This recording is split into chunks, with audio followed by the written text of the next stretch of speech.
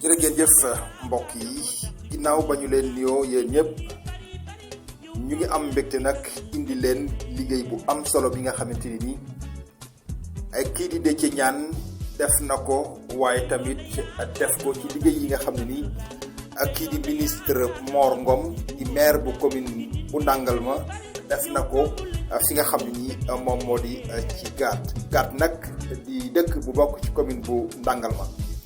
ci loolu tax nag ki nga xam ne ni moom moo di Jogay Mbay moom mi nga xam ne nii moom moo saytu li nga xam ne ni moom moo di forage boobu nga xam ne ni moom moo nekk ci Gaat moom tamit ci wàll wi nga xam ne nii moom mu ngi koy liggéey ci soppite yi nga xam ne ni kii di ministre Mor Ngom indi na ko ci wàllu woowule ci loolu mbokk yi ci lañ koy déglu mu indi ci ay leeral. asalaamaaleykum mbokk yi tey dañoo waxtaan ci affaire réalisation yi nga xam ne maire Mor Ngom def na ko ci Gaat bokk na ci forage deuxième forage Gaat bi nga xam ne def ko réalisé en 2014 kenn uppalewul ne forage Gaat de 1982 ba 2000 dana am ndox waaye ci 2003 ba ñu changé pompe bi war a dugal pompe électrique ci la juróom-ñaari tiwo nekk ci biir bët moo ndox moo xat dal di dugg ci biir tiwo yi ñu nekk ci loolu ba 2003 ba 2014 nekk ci ay jafe-jafe ba ñu sollicité Mor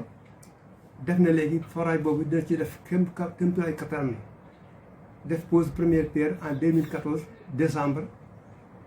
daal di soñ entrepreneur bi ne ko daal loolu du taxaw bi demee ba mois de juin 2015 la indi matériels yi ñu gas te lañu gas forage bi waaw booba léegi nag alhamdulilah benn jafe-jafe amatul ndax forage bi population bi yokku na dem nañ bu yeneen dëkk yoo xam ne dañ leen dugal ci réseau bi ma di koy Gaat Ngaraaf Sew Gaat Ngaraaf ak Sew Njéen ñëpp mu ngi ci forage bi tey 12 villages ak seen population ak bétail bi yëpp vraiment alhamdulilah kon sant nañu yàlla bu baax a baax di sant aussi ministre bi nga xam ne vraiment moo ñu régler problème boobu. maa ngi rappelé wu ci biir campagne électorale 2014 dañu dem Gaat ñu wax ñu problème forage Gaat séance tenante dañu yàlla dimbali nu woo ministre bi wax ak moom mu jëlee benn équipe boo xam ne nii Touba la ñu waroon dem commencé fa forage ñu ñëw commencé forage Gaat et ça c'était lors de la campagne électorale bi ñu doon dem 2014.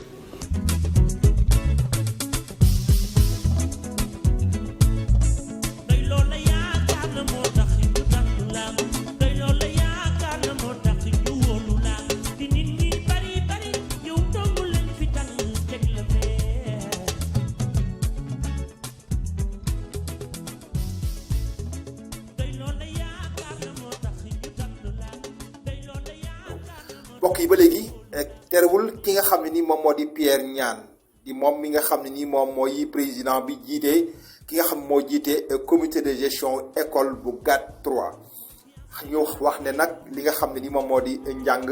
nekk na loo xam ne nii lu am solo la fi nga xam ne ni moom moo di ci suñu réew rawatina ci Gaat ndax tamit xam-xam boo gis la ko lal moom moo di ne njàng te njàng moom moo di xam-xam loolu moo tax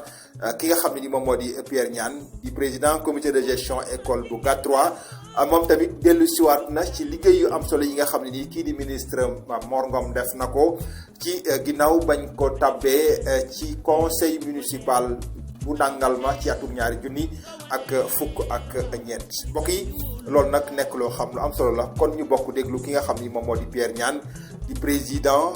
comité de gestion école bu Gaat 3. asalaamaaleykum mbokk yi ñu ngi leen di nuyu di wax ci réalisation yi nga xam ne moom le ministre Mor Ngom def fii ci dëkk bi en 2013 biñ ma dénkee ma saytu association des parents d'élèves boobu laa gis ni taxawaayu ni ñu war a saytoo xale yu ndaw yi tout tànk yi am na lu ci des moo taxoon ma sollicité woon le ministre Mor Ngom temps boobu sax nekkagul maire de la commune parce que boobu comité rural moo fi nekkoon benn SMS laa ko envoyé ne ko man daal dama bëggoon nga jàppale ñu ci njàngu tout tànk yi may ñu case de santé case des tout petits mu ne ma loolu na la mel ni am na bu pare waa Ndangal ma am FESCO moo nekk président d'honneur bi ma ne naa dem Ndangal ma pour ñaan audience gën a toog ak moom bi ma demee bi mu defee discours am ba pare fekk ma toog ci ginnaaw mu jox ma loxo di ma ndeke ñëw nga mën a ko wéy bi ñu passé bu gaa yi jëm biir Ndangal mu jot ma mais comme ñëpp dañoo dox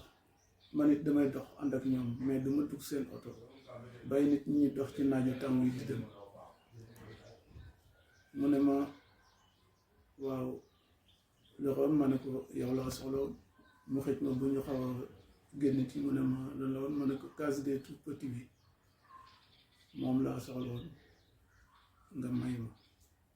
mu ne ma loo rek la ma ne ko waaw mu ne loo rek ma ne ko waaw mu ne dama nii am na ba pare ma ñëw wax gaay ne may nañ ma case des tout petits bi ñu toogee boo ay mois de juin ñu woo ñu ne préparer leen terrain bi parce que dañuy indi suuf si ak matériel bi pour commencer travaux yi noonu la demee mais case bi amuñu ci benn jafe-jafe pour décrocher ko te vraiment case bi baax na fi trop ci xale yi parce que xale yi avant ñuy dem élémentaire suñu jaaree ci case bi dañ leen di yee foofu mooy première étape petite enfance xale yu tout tànk yi pour nga tagale leen ak seen yaay jàngal leen ni ñuy toogee ci école wut koo xam ne dangay jokkoo ak waa dispensaire ñu ñëw di leen xool di leen defal ay dépistage di seet est-ce que am na ci ñi xiiboon yéen itam di ngeen def li ñu naan grenier communautaire di leen di toggal parce que xale mën da toog 8 heures ba 1 heure te lekkul il faut ñu toggal leen nga xam ne ay 11 heures dañ leen di jox ñu lekk ba suur mën a toogaat continuer ngeen di leen jàngal seen diini di leen jàngal ni ñu war a comporter woo école di leen surveiller ci seen wér-gu-yaram ak nan la ñu war a mel suñu ñibbee kër ga nan la ñu war a mel ci biir école bi di leen jàngal ni ñu war a def ba set parce que balaa ngaa wér dangaa set balaa ngaa mën a jàng dangaa suur loolu tax na ba élèves yi suñu jógee ci case bi suñu demee école primaire aussitôt dangay mën a xam ñi nga xam ne ñoo jaar case des tout petits parce que comportement yi bokkul jàngal nañu leen comportement avant ñuy dem jàngal nañ leen lépp loo xam ne moom la ñu war a ganaayu pour dugg ci école élémentaire bi soo xoolee meilleure note yi sax ñoom ñoo koy amee ñu ne dañoo yaakaar ni xale yi ci ville bi rek ñoo war a am ay case des tout petits mais non loolu dafa mel ni dañoo bëgg a xeeb suñu bopp ñi ci ville yi ak ñi ci campagne bi ci dëkku kaw yi ñoo yem ci njàng mi lu ñee am ñii war nañ koo am parce que benn programme la ñuy jàng éducation nationale pour ñëpp la ñi leen di jàngale ñoo bokk formation ñoo bokk fi ñu jóge examen yi ñoo bokk li ñu leen di laaj ñoo bokk li ñuy def kon war ñoo xeeb suñu bopp naan case des tout petits dëkku ville yi ñoo ko moom di gën a suufal suñu bopp lépp lu nekk ci ville bi war naa nekk ci campagne bi pourquoi pas nit du xeeb boppam te vraiment gis naa ne Mor nitu développement la loo ko woo ci développement mu ngi la développement sax la gën a jàpp ne politique xëy na politique daa dem ba muy daanu ci loxoom rek mais nitu développement la loo xam ne muy tey muy suba su fi jógee ñu mën naan Mor moo defoon lii bi mu fi nekkee te loolu kenn mënu koo dindi moo tax gërëm nañ ko bu baax a baax a baax a baax ndax case des tout petits bi ci la cadre yi di jóge ingénieurs yi ci la ñuy jaar médecins yi ci la ñuy jóge aviateurs yi même ñi nga xam ne ñoo dafa jàng ci la ñuy jóge kon njàng moo yor développement benn dëkk mën da développé wu te njàng ma awul yoon kon su ñëwee awale suñu njàngu dëkk mu awale ko yoon war nañ ko seen parce que day loolu yaakaar na moo tax ñu tànn la day loolu yaakaar na moo tax ñu wóolu la di nit ñi bari yow dong lañ fi tànn teg la fee. Ousseynou Diouf moom tamit jiite yi nga xam ne ni moom moo di ndaw ñi foofu ci gaat moom tamit nekk ndaw taxaw tem gis teg bëtam li nga xam ne nii moom moo di liggéey yu am solo yi nga xam ne nii moo di Mor Ngom def na ko ci seen dëkk boobule di gaat moom mu dellu lu siwaat di rafetlu liggéey boobu nga xam ne nii maire bu Ndangal ma def na ko di ministre Mor Ngom. Donc salaamaaleykum wa rahmatullah mbokk yi Ousseynou Diouf coordonnateur du maire communal du mouvement des élèves étudiants républicains en même temps aussi voilà chargé de la commission jeunesse du comité électoral de la commune de Ndangalma et aussi chargé des relations extérieures du CETCOM le collectif des élèves et étudiants de la commune de Ndangalma. Donc tey dañuy ñëw di waxtaan ak yéen si li nga xam ne mooy ay yenn réalisation yoo xam ne monsieur le ministre def na ko au sein de la commune mais plus particulièrement au sein de notre cher village Gat ndax boo xoolee village de Gat dafa nekk particularité dafa nekk village boo xam ne la plupart li nga xam ne ay ressources dafay bëri donc boo gisee monsieur le maire en tant que aussi ministre en tant que aussi représentant de l'APR au sein de notre commune li mu fi liggéey peut-être jéggi na dayoo ndax tey jii nii boo ñëwee nga wax li nga xam ne mooy centre informatique nga doté ko benn lycée boo xam ne peut-être il n'en avait pas les moyens loolu noonu ça favorise ça facilite li nga xam ne mooy éducation bi day jàppale ndaw ñi aussi pour ñu mun a dem ci wuti xam-xam bu ñu demee aussi côté jeune rek la ñuy waxee ba tey boo xoolee toutes les ASC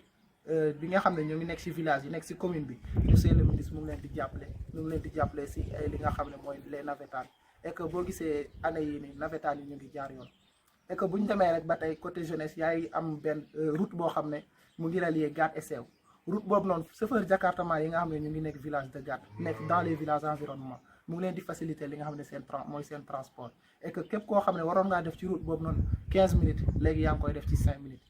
donc bu ñu demee aussi côté étudiants yi nga xam ne ñoom ñooy la cible principale ñooy ñi nga xam ne maire ci ñoom la gën a jàppale yow na nga xool chaque année mu ngi leen di subventionné subvention bi mu ngi nekkoon à 3 millions et cette année-ci monsieur le ministre yokk na ko à 4 millions donc boo gisee yenn réalisation yi aussi nga toog ay ñeneen jóge fële ñëw di la tegal loo xam ne tel n'est pas le cas di la tegal loo xam ne peut-être juste pour accéder au pouvoir la aussi en tant que un jeune conscient yow yaa ko war a mën a bañal sa bopp noo koy bañale sa bopp mooy nga jéem a utiliser sa conscience mooy lan nga xool li nga xam ne moo baax si yow baax si dëkk bi mais bul xool li nga xam ne dafa baax si yow rek nga jiital ko parce que l'intérêt personnel boo ko jiitalee rek day rey li nga xam ne mooy collectivité te collectivité bu daanoo rek bu boobaa du baax si ñoom te en tant que une commune comme Ndangalma aussi dafa nekk commune boo xam ne dañ ko cité parmi les 3 communes en voie d'émergence et pourquoi ñu cité ko lool parce que monsieur le ministre mu ngi ciy def ay liggéeyu jéggi dayoo boo xoolee centre de formation boobu noonu bi nga xam ne mu ngi nekk en Ndangalma mu ngi centre de formation professionnelle boo xam ne tey jii nii lépp luy métier si àdduna rek xale yi ñu ngi ko fay jàng donc loolu war nañ koo tàccuwaat bu baax joxaat ko li nga xam ne mooy second mandat bu àggal li nga xam ne mooy liggéeyam parce que plan bi nga xam ne ak programme bi nga xam ne décliné nañu ko pour année bii nii s'il vous plaît maa ngi leen di ñaan ngeen seeti ci benn coup d'œil rek ngeen xool li mu leen indi parce que avec Mor Ngom c'est l'émergence assurée.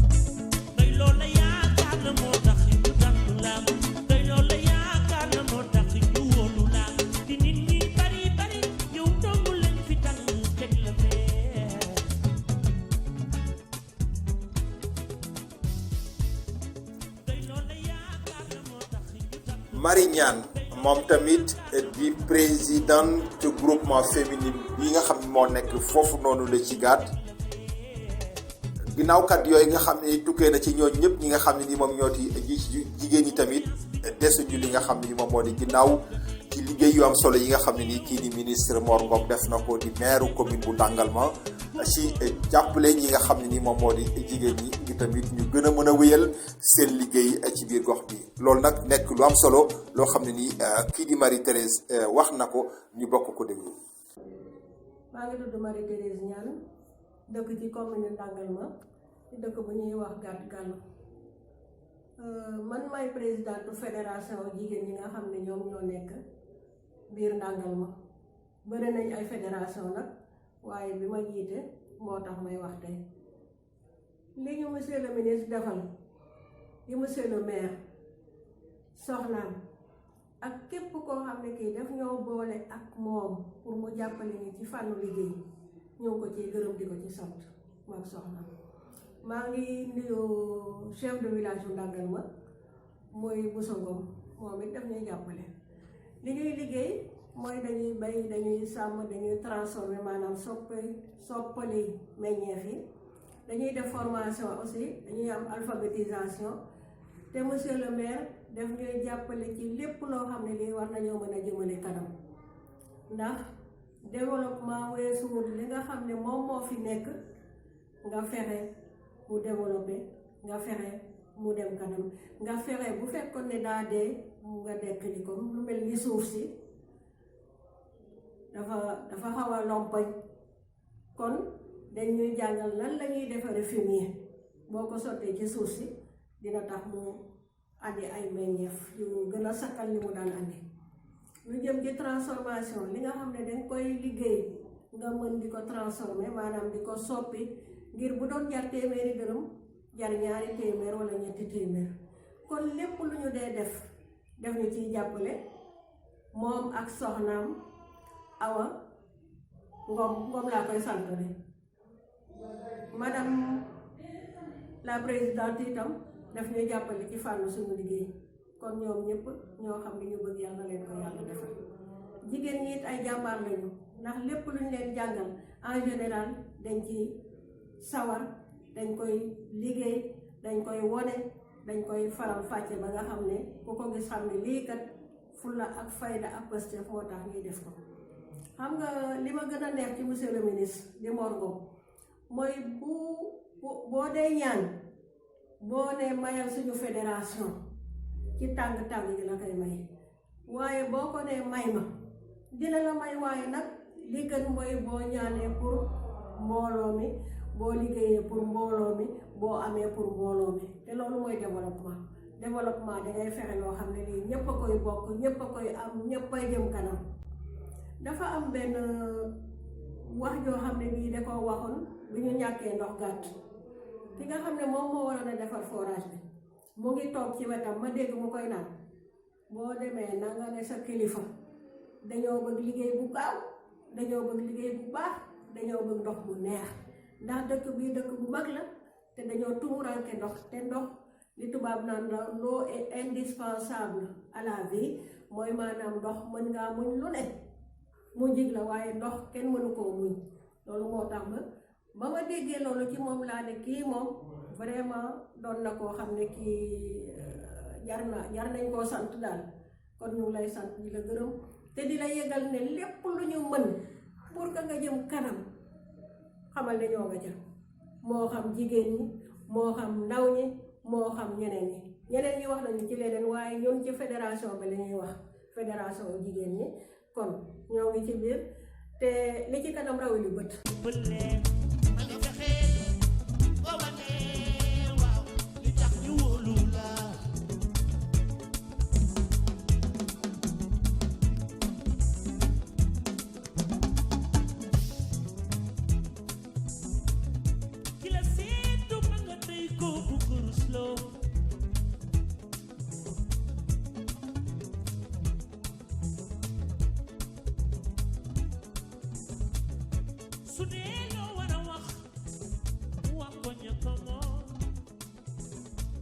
ki nga xam ne ni moom moo di Aliou Mbaye moom tamit di coordonnateur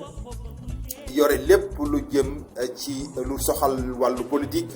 ci biir APR moom tamit dëkk foofu la ci gaat indi na ay kàddu yu am solo ci li nga xam ne nii kii di ministre Mor Ngom wax na ko jëme ko ci liggéey yu am solo yi nga xam ne nii moom moo di maire bu commune bu Ndangalma def na ko diir ginnaaw bañ ko fale ci atum 2024 mu jiite bokk moomeel bu Ndangalma ñu bokk ko déglu. kon Mor daal normalement wax dëgg ñun waa Gàtt daal ñu ngi koy ñaanal fan wu gudd parce que Mor amul lenn loo xamante ne waa Gàtt dañ cee jóg mu jéem cee mu ci lenn ci lu baax boo xoolee maanaam EFA bi nga xamante ne maanaam ay mbaar la nekkoon mais Mor Ngom moo ci jëkk a joxe 500,000 téeméer junni boole ko itam ak 2 tonnes ciment te itam normalement toflu na bu baax a baax parce que boo xoolee EFA bi Mor Ngom jig na Mor Ngom jig na ko lool parce que ni mu déparé ak bi fii mu tollu tey wax dëgg la Mor Ngom am nañu itam ngërëmam am nañu cantam bu baax a baax te itam maanaam boo xoolee maanaam Mor Ngom wane na maanaam a Gàtt nekkul ay groupement dina jàppale jigéen ñi itam ci wàllu groupement itam pour ñuy mën di yëngu di ci am ay dërëm ay bénéfice ay dërëm te itam Mor Ngom itam normalement lu mel ni daayira yi itam Mor Ngom nee na normalement daayira itam lu ñu yëkkati itam bu sañu ne itam mu yëg ko def ca dara te loolu itam mu seen ginnaaw itam te itam maanaam li ma waxoon léegi boo xoolee case tout petit bii astafurlah case santé bii yi nga xam ne moo nekk Gàtt Galo gis ngeen Mor Ngom joxe na fi barke de moo jaay rek 1 million la fi joxe te nee na itam damay commencé sama loxo bi ci génn dara kat dañu ko peinture ba pare inauguré ko te itam boo xoolee itam CM bële Mor Ngom def na fa 2 classe kon loolu sax waroon naa doy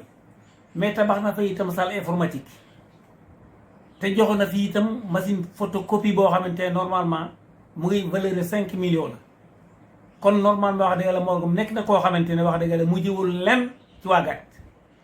mu ngi jàppale waa Gàtt kem talaayu kattan. léegi itam Mor yemul foofu parce que Mor yóbbu na fii Gàtt 2 ujaaj man la jëkk yóbbu 2012 teg ci Jogoy teg ci Elimane Diouf loolu itam nekk loo xamante ne benn gouvernement mosu ko fee def parce que nguuru pouvoir mos na yóbbu kenn Gàtt Makkatul Mukarram ci man mii la jëkke boo xoolee itam saal bi nga xam ne moom la ñu tuddi saalu mbur di tey dem ci yàlla saalu mbur di yàlla ko subhaanahu wa taala yërëm jéggal koy bàkkaaram xeer wu jëkk bi moom moo ko teg keroog joxe na fa 500,000 bi nga xam ne saal boobu itam ñu ngi koy inauguré itam joxewaat na fa 1 million muy lu leer nañ dispensaire bi man Aline Mbaye Mor Ngom woo na ma wax ma ne léegi bu subaa na nga ñëw ca kër ga jël foofu 10 mat la indi ko fi ci dispensaire bi loolu itam ba léegi itam Mor Ngom moo ko fi def kon normalement Mor Ngom defam yi nga xamante ne def na ko fi dafa bari lool ba nga xamante ne normalement wax dëgg ku yéenwul fii di ko lim bekkoon jot itam du egg te itam dafa am lu bari loo xamante ne même temps am nañu beneen ambulance boo xamante ne ambulance su Gàtt Ndo Xalaat gaawaay bi nga xamante dañu ko gaaw a génne port loolu lépp kii na subhaanahu wa taala Mor Ngom moo ko gaawal deuxième ambulance bi nga xamante ne bi ñu amee audience ak Macky Sall moom lañu ko fa jooytu may nu ko ginnaaw yàlla itam Mor Ngom la parce que léegi bu lekkee alam war na koo gërëme cooy parce que bu ñuy demu kon pare du ñu jàkkaarloog Macky Sall te kon lii mënuñu koo ñaan ba may nu ko itam ginnaaw subhaanahu wa taala itam loolu lépp itam Mor Ngom la tali bi sew Gàtt normalement amoon na jafe-jafe yoon trop soriwul naam 2 kilomètres la mais boo xoolee jafe-jafe boobu normalement subhaanahu wa taala jëlee na ko fi ci kaw mi nga xamante ne ministre Mor Ngom moo nu defal tali bii te tali bi sax xëj na amoon na foo xamante ne mën na ko fa yóbbu mais daa seet ba xamante ne diggante Gàtt ak sew nekk na yoon woo xamante ne jafe-jafe bu métti moo fi nekk moo tax mu ne tali bi daal il faut que maam feera mi nga xamante ne moo ko may tali bi mu indi ko diggante sew ak Gàtt mu nekk saasu waa Gàtt ñëpp nekk itam loo xamante ne morgue bi itam kooku mënatuñu koo fay parce que tali boobu bu ko neexoon mën na ko yóbbu feneen mais daa seet ba xamante ne yoonu sew ak gàtt jafe-jafe bu métti mu ngi fi mu jël tali boobu dal di ko indi sew gàtt kon foofu gërëm nañu ko fi bu baax a baax di ko fi sant bu baax a baax.